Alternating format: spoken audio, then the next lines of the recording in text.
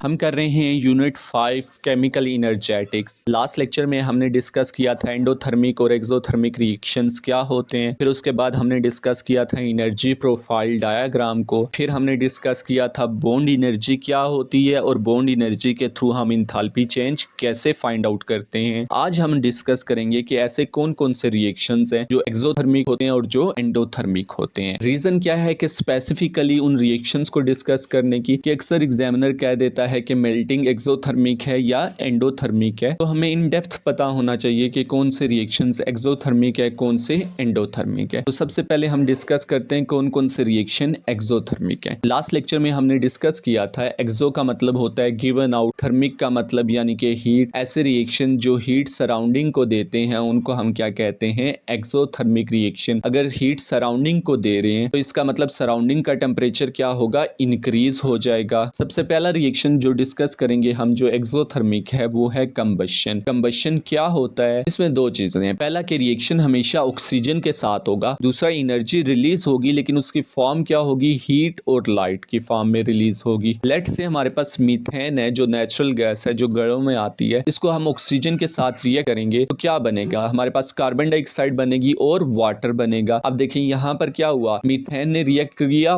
Oxygen के साथ और आग जलती है, हीट और लाइट के फॉर्म में एनर्जी रिलीज होती है, तो ये रिएक्शन क्या है हमारे पास, कंबशन। अब देखिए अगर हीट के फॉर्म में एनर्जी रिलीज हुई है तो सराउंडिंग का टेम्परेचर क्या हो जाएगा, हाई हो जाएगा। अगर टेम्परेचर हाई है तो इन एक्चुअलिटी हमें यहाँ पर वाटर के साथ लिक्विड स्टेट नहीं लिखनी चाहिए, गैसियस स्टेट लिखनी चाहिए। इसी तरह अगर हमारे पास मैग्नीशियम सॉलिड है उसको हमने कंबस्ट कराना है तो हम उसे ऑक्सीजन के साथ रिएक्ट करवाएंगे और क्या बन जाएगा, हमारे पास मैग्नीशियम ऑक्साइड बन जाएगा। अब देखें ऑक्सीजन के रिएक्टेंट साइड पे दो एटम हैं क्योंकि O2 है, जबकि प्रोडक्ट साइड पे ऑक्सीजन का एक एटम है, तो हम इसको दो करने के लिए इसे 2 से मल्टीप्लाई कर देंगे। लेकिन अब ये 2 मैग्नीशियम के साथ भी मल्टीप्लाई हो रहा है, ऑक्सीजन के साथ भी मल्टीप्लाई हो रहा है, तो हम क्या करेंगे, रिएक्टेंट साइड वाले मैग्नीशियम को भी 2 से मल्टीप्लाई कर देंगे। अब सेकंड प्रोसेस है हमारे पास dissolving anhydrous salt, for example copper sulphate. अब ये भी क्या है, एक्सोथर्मिक है। लेकिन बात ये है कि एनहाइड्रस का मतलब क्या है, तो इसका मतलब होता है विदाउट वाटर। जब हम बात करते हैं ना हाइड्रा की तो इसका मतलब होता है वाटर। इसी तरह हमारे पास है हाइड्रोजन। हाइड्रोजन का नाम हाइड्रोजन क्यों है, हाइड्रा का मतलब वाटर, जेन का मतलब जनरेशन, यानी ये वाटर को क्या करेगा, जनरेट करेगा। देखें हाइड्रोजन ऑक्सीजन के साथ रिएक्ट करेगी और क्या बना देगी, वाटर। क्योंकि ये वाटर को जनरेट कर रहा है इसलिए हाइड्रोजन को हम हाइड्रोजन कहते हैं। इसी तरह हमारे पास होता है हाइड्रेटेड साल्ट। हाइड्रा का मतलब वाटर, साल्ट का मतलब सॉल्ट, यानी ऐसे साल्ट जिनमें वाटर हो। प्रॉपर डेफिनेशन है salt having water of crystallisation. इनके क्रिस्टल में क्या होते हैं, वाटर के मॉलिक्यूल्स होते हैं। जैसे हमारे पास है CuSO4.5H2O, इसमें देखें क्या है, वाटर है, तो ये हमारे पास सॉल्ट क्या है, हाइड्रेटेड सॉल्ट है। अब देखें चूंकि इस सॉल्ट में क्या है, वाटर है, तो इसका नाम क्या होगा, हाइड्रेटेड। हम क्या लिखेंगे, कॉपर 2, क्योंकि कॉपर क्या है, ट्रांजिशन मेटल है और ट्रांजिशन मेटल की ऑक्सीडेशन स्टेट चेंज होती है, इसलिए हम यहाँ पर ऑक्सीडेशन स्टेट को मस्ट मेंशन करेंगे। आगे हमारे पास क्या है, सल्फेट,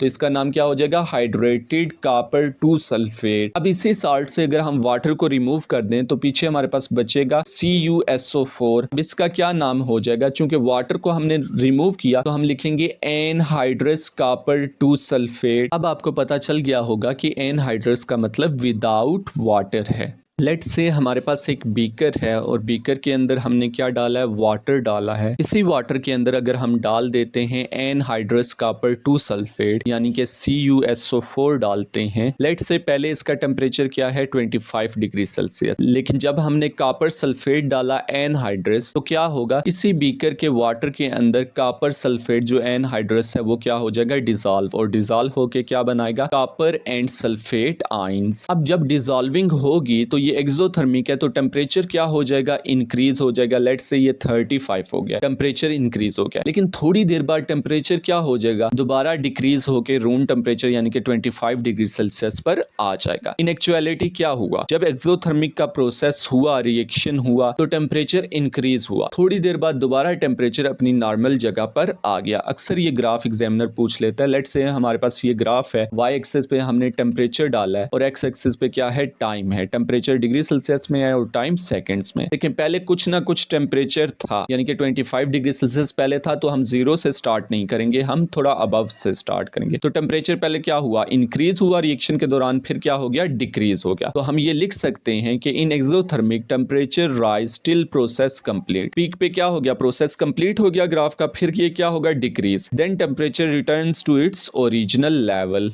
इसी तरह जितने भी रिएक्शन इलेक्ट्रोकेमिकल सेल या फ्यूल सेल में होते हैं वो सारे एक्सोथर्मिक रिएक्शन होते हैं। हमने यूनिट 4 इलेक्ट्रोलिसिस में फ्यूल सेल पढ़ा था और वो भी हाइड्रोजन ऑक्सीजन फ्यूल सेल पढ़ा था। हमने कहा था उस लेक्चर में कि हाइड्रोजन ऑक्सीजन के साथ रिएक्ट करती है और ये इलेक्ट्रोकेमिकल रिएक्शन होता है, जिसमें हाइड्रोजन तो एनोड पे ऑक्सीडाइज होती है लेकिन ऑक्सीजन कैथोड पे क्या होती है, रिड्यूस होती है। और ये क्या बनाते हैं, ये बनाते हैं वाटर एंड इलेक्ट्रिसिटी। अब आप ये सोच सकते हैं कि हाइड्रोजन तो ऑक्सीजन के साथ रिएक्ट कर रही है, अगर हाइड्रोजन ऑक्सीजन के साथ रिएक्ट कर रही है तो ये कंबशन है, नहीं, ये कंबशन नहीं है। रीजन ये है कि कंबशन में हमने दो चीजें कही थी, एक तो ऑक्सीजन के साथ रिएक्ट करे, दूसरा एनर्जी रिलीज होनी चाहिए in the form of heat and light. इस रिएक्शन में एनर्जी क्या हो रही है, रिलीज हो रही है इस फॉर्म में, इलेक्ट्रिसिटी की फॉर्म में। तो ये हमारे पास क्या हुआ, एक्सोथर्मिक प्रोसेस हुआ। इसी तरह हमारे पास है रिस्पायरेशन। रिस्पायरेशन भी एक्सोथर्मिक है। इसमें क्या होता है, फूड यानी कि जो ग्लूकोज है C6H12O6 ऑक्सीजन के साथ रिएक्ट करती है, या हम कह सकते हैं फूड इज ऑक्सीडाइज।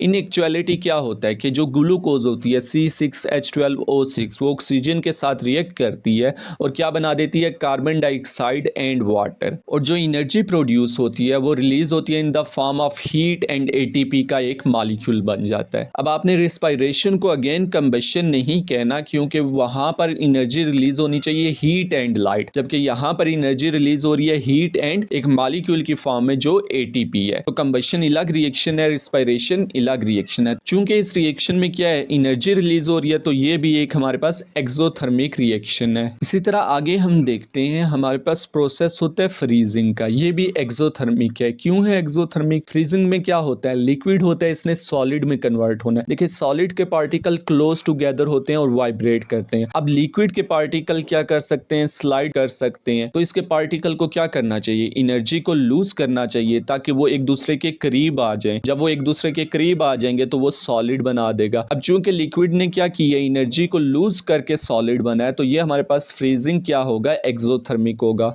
इसी तरह जो कंडेंसेशन का प्रोसेस है वो भी एक्सोथर्मिक है। क्यों एक्सोथर्मिक है, क्योंकि गैस ने किस में कन्वर्ट होना है, लिक्विड में। गैस के पार्टिकल फास्ट रेंडमली मूव कर रहे होते हैं, तो इसके पार्टिकल को स्लो डाउन करना है। स्लो डाउन करने के लिए इन्हें क्या करनी पड़ेगी, इनके पार्टिकल को एनर्जी लूज करनी पड़ेगी। जब वो एनर्जी लूज करेंगे तो वो एक दूसरे के करीब आ जाएंगे। जब वो एक दूसरे के करीब आ जाएंगे तो ये लिक्विड में कन्वर्ट हो जाएगी गैस। चूंकि गैस से लिक्विड में कन्वर्ट होने के लिए पार्टिकल को एनर्जी लूज करनी पड़ी है, तो ये हमारे पास क्या है, एक्सोथर्मिक प्रोसेस है। नेक्स्ट हमारे पास न्यूट्रलाइजेशन रिएक्शन है। न्यूट्रलाइजेशन रिएक्शन में क्या होता है, एसिड बेस के साथ रिएक्ट करती है। हमारे पास H पॉजिटिव है। H पॉजिटिव किसे इंडिकेट कर रहे हैं, एसिड को। जैसे HCl में H पॉजिटिव रिलीज होता है, H2SO4 में भी H पॉजिटिव रिलीज होता है। ये OH के साथ रिएक्ट कर रहा है, यानी कि बेस के साथ रिएक्ट कर रहा है। ये क्या बना देंगे, ये बना देंगे H2O यानी कि वाटर। तो न्यूट्रलाइजेशन में क्या होता है, एसिड बेस के साथ रिएक्ट करके वाटर बनाता है और एनर्जी क्या होती है, रिलीज होती है।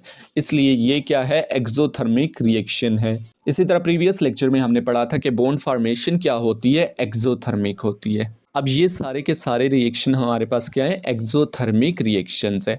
आगे हम एक एग्जाम क्वेश्चन देखते हैं। हमारे पास क्वेश्चन 17 पेपर 11 में जून 2017 GCE का है। क्वेश्चन है, the formation of liquid water from hydrogen and oxygen में अकर इन 3 stages, which stage would be exothermic. तो आपने बताना है कौन सा एक्सोथर्मिक है। वीडियो को पॉज करके इसको सॉल्व करें।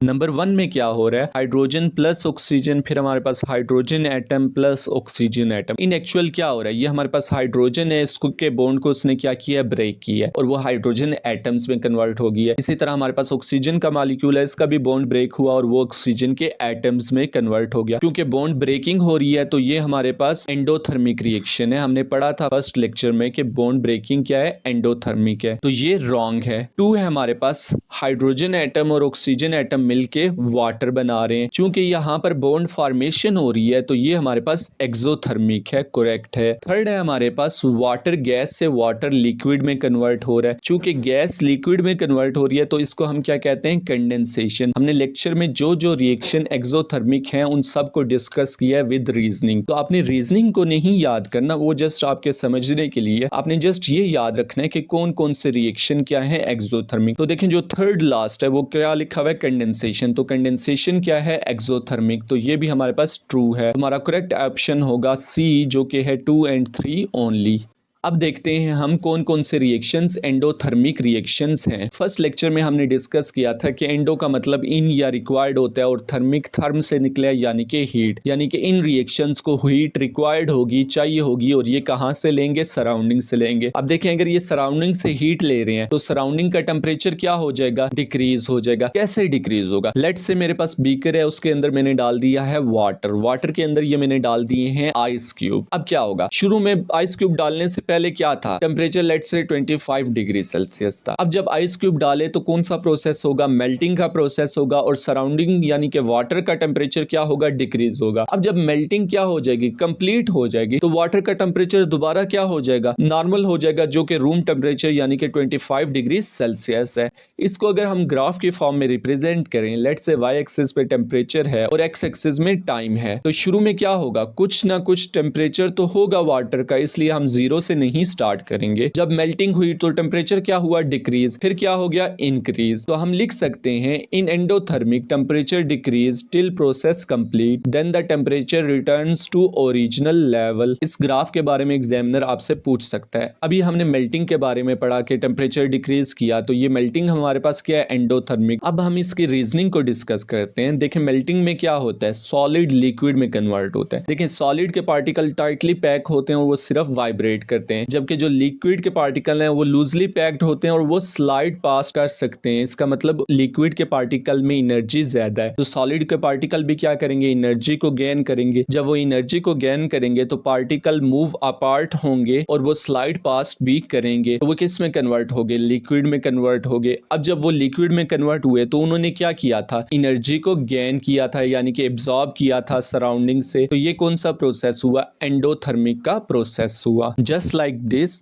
बॉइलिंग भी एंडोथर्मिक है। क्या रीजन है इसके पीछे, बॉइलिंग में लिक्विड गैस में कन्वर्ट होता है, लिक्विड के पार्टिकल क्या होते हैं, लूजली पैक्ड होते हैं और वो सिर्फ स्लाइड पास कर सकते हैं, जबकि गैस के पार्टिकल एक दूसरे से दूर होते हैं और वो क्या करते हैं, फास्ट मूव करते हैं। देखें लिक्विड के पार्टिकल को फास्ट मूव करने के लिए क्या करना पड़ेगा, एनर्जी को गेन करना पड़ेगा। जब वो एनर्जी गेन करेंगे उसके पार्टिकल तो वो फास्ट मूव करेंगे। अगर वो एक दूसरे से दूर हैं और फास्ट मूव कर रहे हैं तो क्या बन गया, गैस बन गई है। देखिए गैस बनने के लिए लिक्विड के पार्टिकल को एनर्जी गेन करनी पड़ी सराउंडिंग से, तो ये हमारे पास क्या है, एंडोथर्मिक प्रोसेस है। बिल्कुल इसी तरह हमारे पास इवेपोरेशन है, वो भी क्या है, एंडोथर्मिक प्रोसेस है। बिल्कुल सेम है, लेकिन इसमें फर्क ये होता है कि बॉइलिंग में होल पार्टिकल एनर्जी गेन करते हैं, जबकि इवेपोरेशन में सिर्फ सरफेस वाले पार्टिकल क्या है, एनर्जी गेन करते हैं। क्योंकि एनर्जी गेन तो हो रहा है चाहे जो भी पार्टिकल करें, तो ये हमारे पास क्या है, दोनों एंडोथर्मिक प्रोसेस है। नेक्स्ट डिसॉल्विंग का प्रोसेस है। इसमें अमोनियम साल्ट वाटर में जब डिसॉल्व होते हैं तो वो सराउंडिंग से हीट एनर्जी लेते हैं। क्योंकि हीट एनर्जी वो लेते हैं तो ये भी क्या है, हमारे पास एंडोथर्मिक प्रोसेस है। आपके सिलेबस में स्पेसिफिकल एग्जांपल जो है वो है अमोनियम क्लोराइड की, तो आपको ये पता होना चाहिए कि अगर अमोनियम क्लोराइड डिसॉल्व हो रहा है तो ये एंडोथर्मिक प्रोसेस है। नेक्स्ट है डीकंपोजिशन। डीकंपोजिशन भी एंडोथर्मिक प्रोसेस है। डीकंपोजिशन का क्या मतलब है, डीकंपोज करना यानी कि ब्रेक करना। इसमें एक सब्सटेंस एक से ज्यादा सब्सटेंसेस में कन्वर्ट हो जाता है। नेक्स्ट रिएक्शन है हमारे पास फोटोसिंथेसिस का, ये भी एंडोथर्मिक है। कैसे एंडोथर्मिक है, देखें फोटोसिंथेसिस में कार्बन डाइऑक्साइड और वाटर होते हैं। इसी तरह लाइट एनर्जी को क्लोरोफिल एब्जॉर्ब करता है। क्लोरोफिल क्या होता है, लीव्स में एक ग्रीन पिगमेंट, एक ग्रीन सब्सटेंस होता है। जब क्लोरोफिल लाइट एनर्जी को एब्जॉर्ब करता है तो वाटर और कार्बन डाइऑक्साइड रिएक्ट होते हैं और ग्लूकोज और ऑक्सीजन बनते हैं। चूंकि एनर्जी क्या हुई है, एब्जॉर्ब हुई है, तो ये भी हमारे पास एंडोथर्मिक प्रोसेस है। आल्सो जो रिएक्शन है एसिड का सोडियम हाइड्रोजन कार्बोनेट के साथ, ये भी हमारे पास क्या है, एंडोथर्मिक रिएक्शन है। लेट्स से हमारे पास एसिड है HCl, ये रिएक्ट कर रहा है सोडियम हाइड्रोजन कार्बोनेट के साथ, क्या बना देगा, हमारे पास NaCl बना देगा। आल्सो वाटर प्रोड्यूस होगा और कार्बन डाइऑक्साइड प्रोड्यूस होगी। तो ये सारे रिएक्शंस हमारे पास एंडोथर्मिक रिएक्शंस हैं। जब बात आती है डीकंपोजिशन की, तो इसके लिए एनर्जी डिफरेंट यूज हो सकती है। हम इसको इन डेप्थ देखते हैं। हमारे पास है डीकंपोजिशन। डीकंपोजिशन का क्या मतलब होता है, ब्रेक डाउन, यानी एक सब्सटेंस का एक से ज्यादा सब्सटेंसेस में चेंज होना। लेट्स से हमारे पास कैल्शियम कार्बोनेट है, ये चेंज किस में हो रहा है, कैल्शियम ऑक्साइड में, आल्सो कार्बन डाइऑक्साइड बना रहा है। तो देखिए एक सब्सटेंस था कैल्शियम कार्बोनेट, ये चेंज हो गया कैल्शियम ऑक्साइड और कार्बन डाइऑक्साइड में। चूंकि ये एक से दो सब्सटेंसेस बन गए, तो ये हमारे पास क्या है, डीकंपोजिशन। जैसे हमारे पास मैग्नीशियम नाइट्रेट है, ये चेंज हो रहा है मैग्नीशियम ऑक्साइड में, नाइट्रोजन डाइऑक्साइड बना रहा है, आल्सो ये बना रहा है ऑक्सीजन। देखिए मैग्नीशियम नाइट्रेट 3 सब्सटेंसेस में चेंज हुआ है, क्योंकि ये मोर देन 1 सब्सटेंस में ब्रेक डाउन हुआ है, तो ये क्या है, डीकंपोजिशन। ब्रेक डाउन के लिए हमें एनर्जी चाहिए होगी, वो एनर्जी हीट भी हो सकती है, लाइट भी हो सकती है, इलेक्ट्रिकल एनर्जी भी हो सकती है। इसी बेसिस पे हमने डीकंपोजिशन को फर्दर डिवाइड किया है। सबसे पहले है थर्मल डीकंपोजिशन। थर्मल वर्ड निकला है थर्म से, जिसका मीनिंग क्या है, हीट। तो इस डीकंपोजिशन में हमें रिक्वायर होगी हीट एनर्जी। जैसे हमारे पास कैल्शियम कार्बोनेट है, जब हम उसे हीट एनर्जी प्रोवाइड करेंगे तो वो चेंज होगा कैल्शियम ऑक्साइड में और कार्बन डाइऑक्साइड में। नेक्स्ट है हमारे पास फोटो डीकंपोजिशन।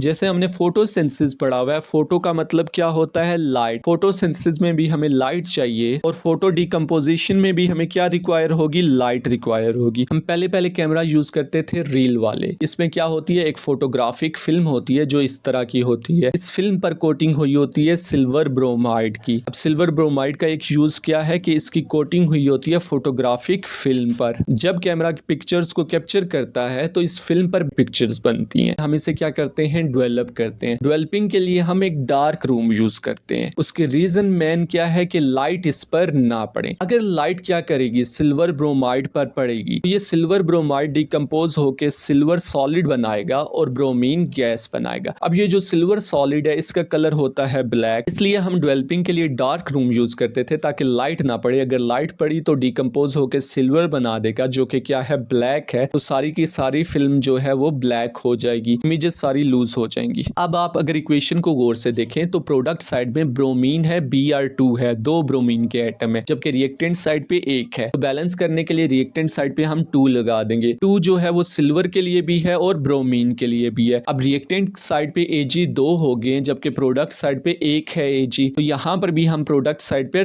2 लगा देंगे। तो ये इक्वेशन हमारे पास क्या होगी, बैलेंस होगी। नेक्स्ट है हमारे पास इलेक्ट्रोलाइसिस। तो इलेक्ट्रोलाइसिस के टॉपिक को हमने यूनिट 4 में इन डेप्थ कवर किया है। इलेक्ट्रो का मतलब क्या होता है, इलेक्ट्रिसिटी। लाइसिस का क्या मतलब होता है, ब्रेक डाउन। तो इस रिएक्शन में क्या होता है, इलेक्ट्रोलाइट को इलेक्ट्रिसिटी के थ्रू ब्रेक डाउन किया जाता है। इन शॉर्ट इलेक्ट्रिसिटी रिक्वायर्ड होती है। लेट्स से हमारे पास लेड ब्रोमाइड लिक्विड है कि जब इलेक्ट्रोलाइसिस की जाएगी तो क्या प्रोवाइड की जाएगी, इलेक्ट्रिसिटी प्रोवाइड की जाएगी। तो क्या बन जाएगा, लेड लिक्विड बन जाएगा प्लस Br2 गैस बन जाएगा। अगर आप गौर से देखें तो लेड जो है वो रूम टेम्परेचर पे सॉलिड होता है, जबकि यहाँ पर लिक्विड लिखा हुआ है, और ब्रोमीन रूम टेम्परेचर पे लिक्विड होता है जबकि यहाँ पर गैस लिखा हुआ है। क्या रीजन है, हमने स्टेट जो है वो लिक्विड और गैस रखी हुई है। उसकी मेन रीजन ये है टेम्परेचर हाई है। जब टेम्परेचर हाई है तो स्टेट चेंज होगी लेड की सॉलिड से लिक्विड और ब्रोमीन की लिक्विड से गैस। इसी तरह एक और प्रोसेस है हमारे पास क्रैकिंग। ये भी क्या है, एक डिकम्पोजिशन की टाइप है। इसमें हम लार्ज ऑर्गेनिक मॉलिक्यूल्स को ब्रेक करते हैं। हम क्या करते हैं, लार्ज ऑर्गेनिक मॉलिक्यूल्स को यूजिंग कैटालिस्ट या heat in absence of air brake करते हैं।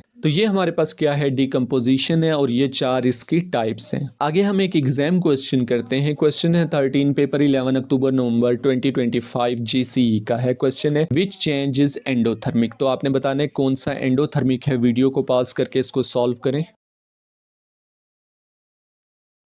ऑप्शन ए है हमारे पास मीथेन ऑक्सीजन के साथ रिएक्ट करके वाटर और कार्बन डाइऑक्साइड बना रही है। देखिए मीथेन ऑक्सीजन के साथ रिएक्ट कर रही है, रिएक्शन विद ऑक्सीजन क्या होता है, कंबशन, और कंबशन क्या है, एक्सोथर्मिक। तो ये हमारे पास रॉन्ग है। ऑप्शन बी है हमारे पास हाइड्रोजन और क्लोरीन मिलके क्या बना रहे हैं, HCl बना रहे हैं। अगर आप गौर करें तो हाइड्रोजन गैस क्या है, हाइड्रोजन एटम है, प्लस क्लोरीन गैस के क्लोरीन एटम है। चूंकि बॉन्ड ब्रेकिंग तो हुई नहीं, सिर्फ क्या हुई, बॉन्ड फॉर्मेशन हुई, तो ये हमारे पास क्या है, एक्सोथर्मिक है। बॉन्ड फॉर्मेशन क्या होता है, एक्सोथर्मिक। तो ये भी रॉन्ग है। ऑप्शन डी को अगर आप गौर से देखेंगे तो वाटर लिक्विड कन्वर्ट हो रहा है वाटर सॉलिड में। देखें लिक्विड किस में कन्वर्ट हो रहा है, सॉलिड में कन्वर्ट हो रहा है। तो ये हमारे पास क्या है, फ्रीजिंग। फ्रीजिंग क्या होता है, एक्सोथर्मिक। तो ये भी रॉन्ग है। ऑप्शन सी को अगर आप देखेंगे वाटर कन्वर्ट हो रहा है हाइड्रोजन एटम में और ऑक्सीजन एटम में। अगर प्रोडक्ट साइड को आप गौर से देखेंगे तो कोई भी बॉन्ड फॉर्मेशन नहीं हो रही। तो ये सिर्फ और सिर्फ क्या है, बॉन्ड ब्रेकिंग, और बॉन्ड ब्रेकिंग क्या होता है, एंडोथर्मिक। तो ये क्या है, करेक्ट। देखिए यहाँ पर ऑप्शन में कंबशन भी है, फ्रीजिंग भी है। अब आपको कैसे पता चलेगा कि कंबशन एक्सोथर्मिक है, एंडोथर्मिक है, फ्रीजिंग एक्सो है या एंडो है? यही वजह है कि लेक्चर में हमने सारे उन रिएक्शंस को देखा जो एंडोथर्मिक थे और उन सारे रिएक्शंस को देखा जो एक्सोथर्मिक थे। मैंने रीजनिंग भी आपको बताई है कि क्यों एंडो है या क्यों एक्सो है। तो आपने रीजनिंग को नहीं रिमेंबर करना, आपको जस्ट ये पता होना चाहिए कि कौन कौन से रिएक्शन एक्सो हैं और कौन कौन से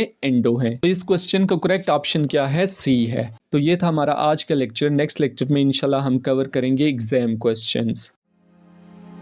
Like, share, and subscribe our channel, SKW. We will try our best to give simple and effective educational information via the use of the best animation.